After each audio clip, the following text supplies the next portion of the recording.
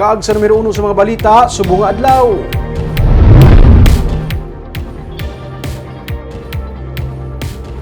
Isa ka bubon sa barangay Madalagan sa Bacolod City nagpositibo sa kolera. 11 tanan ka mga bubon ang temporaryo nga ipasara sa barangay sa Abunga area. Yaring report. Samtang ginaplano ang himuon nga pagsira sa siling nga bubon sa purok luhod-luhod sa barangay Madalagan sa Bacolod matapos nga magpositibo sa kolera, may residente pa nga nagingagaw sagom sa tubig. Positive din ko sa kolera nga bubon. Oo. May nga gusto na ito kasi kasi magamitan. Wala man tubig. Wala mo kaaliban. Ay, wala niyang source mo, wala na Hindi kami yan makababot ng chlorine 24 hours, pero masingay pa sara, wala kami yung source ng tubig. 24 hours lang yan. Temporary lang. Wala man sila abi sa iban pa nga makuhaan sa supply sa tubig.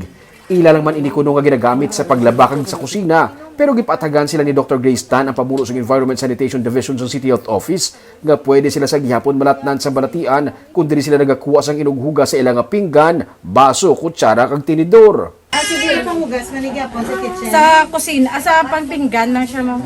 Gani, pero baso mo man, no? Oo. Mahugasan mo da. Doon yung baso mo, ginugasan mo da.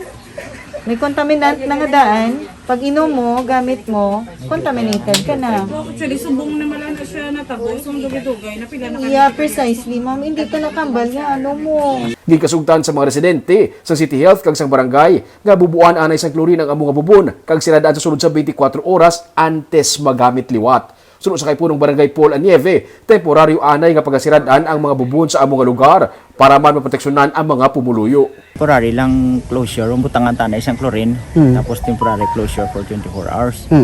After sina, pwede na nila pamunyag, mga panglaba, kaya mo man ang, hindi man sila amo man ang landing source of water nila. Samtang wala sa may makuhaan sa tubig mag-set up naman ang Prime Water sa mobile water station amo man ng Philippine Red Cross.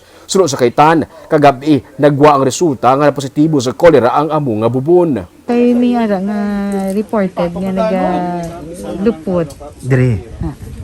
So tanan na lang yun. Dapat mo siya positive. Pila ka bubon di ba naging tested do? Ang apat for presence ng coliform, pero duwa ang na-send out namon sa RITM Kagang isa mo na positive siya. Today na nagwa do. kagabi.